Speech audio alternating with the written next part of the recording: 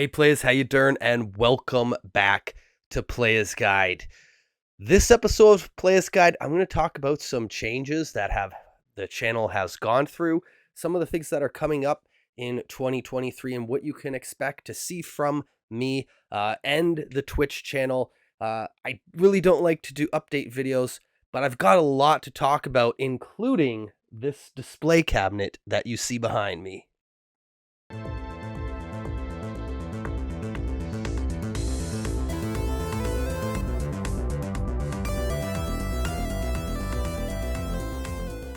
All right, so to start things off, there's a few things I want to address towards the end of this video if you're interested in what's been going on with me in the channel. But for now, I'm going to talk about this display cabinet right here. There's a light on it. I had the light off just because I don't think you could see it as well, but this is going to be the new setup for the Playas Guide videos.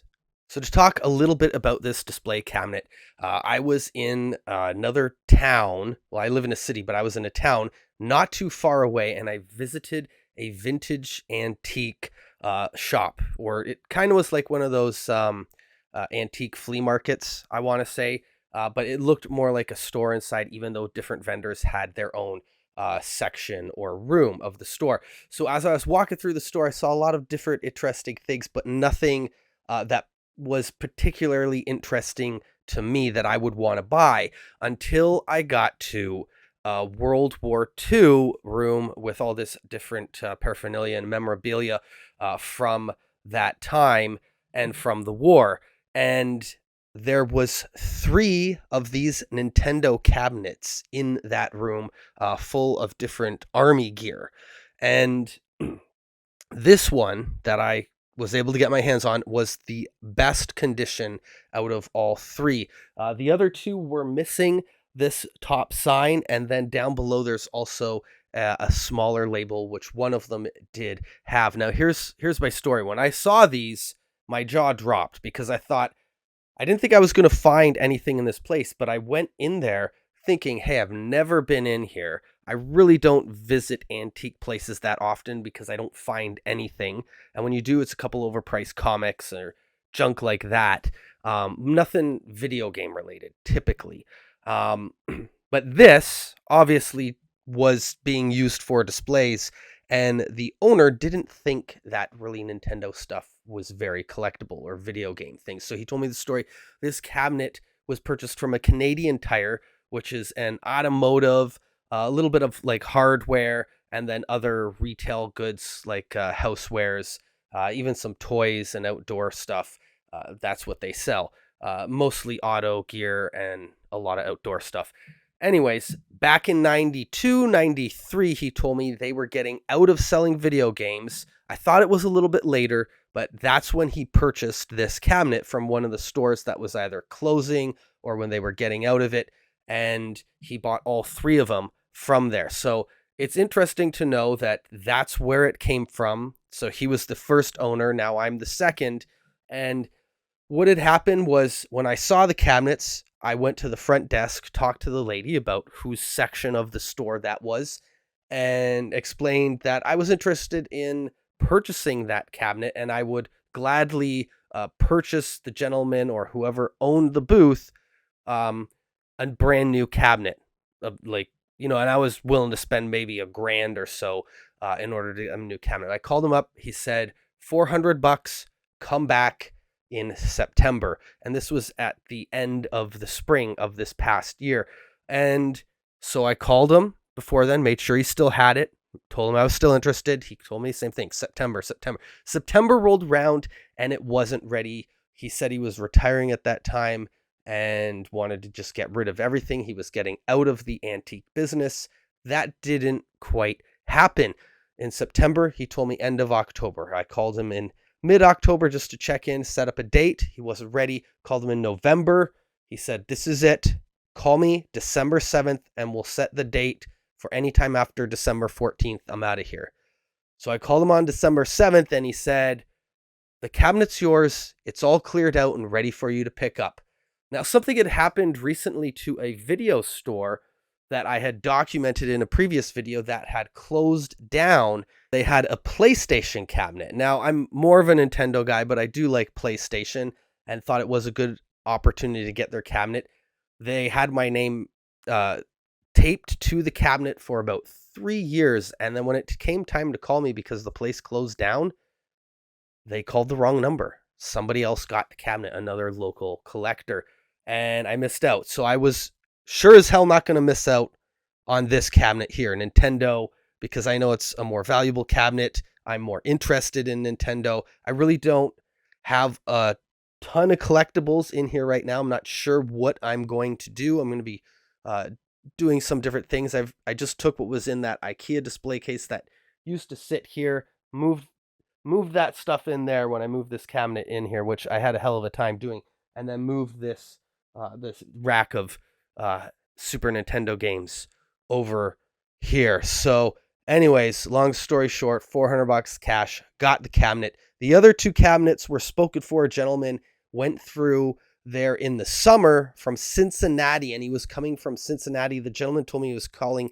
every single week to make sure he had these cabinets for him. He wanted all three, but he told him that one was spoken for, which was the best condition of all the cabinets.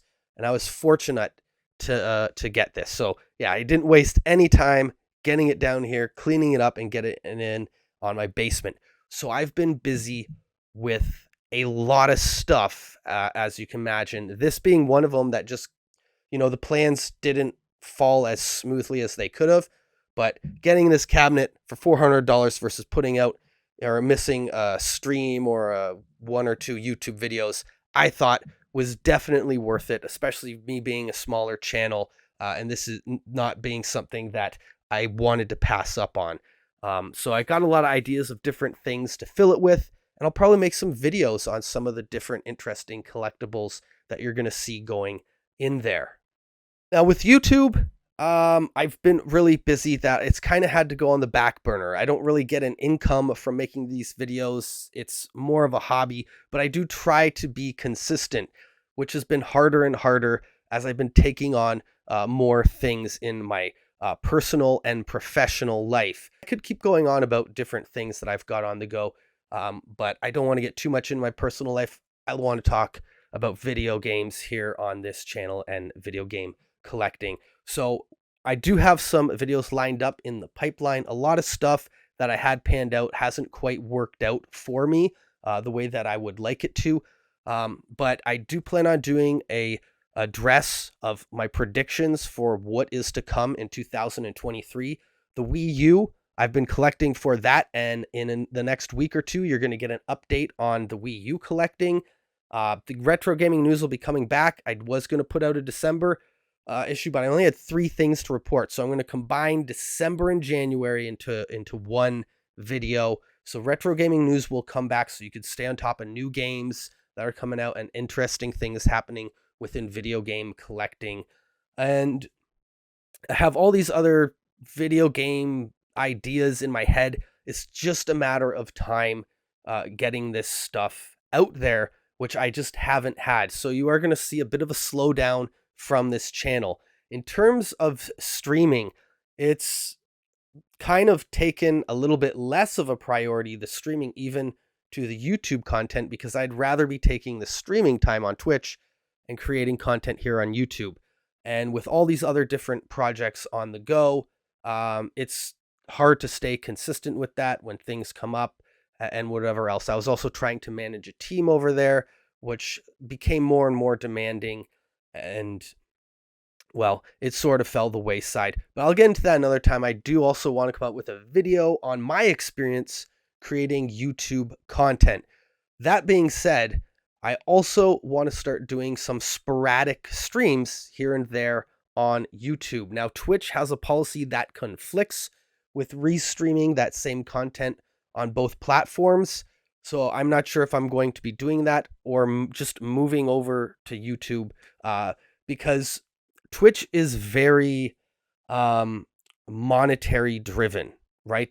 A lot of streamers are motivated by Amazon and Twitch and Streamlabs and Elgato, all these companies that are all kind of subsidiaries or spin off different branches in different directions. All of these companies, they're all tied together somehow in a network in one way or another. And they're all driven on this idea that if you stream and people cheer bits and subscribe and getting them to do that stuff, I know there's a bit of that on YouTube, but you're not rewarded as much, I guess I should say. So it'll be more about connecting with the people who are actually still watching this video and listening to what I have to say. Anyways, players, that is it for this episode of Playas Guide. I hope you'll catch me next time for the Wii U collecting, and I'll give a final update on how that has gone.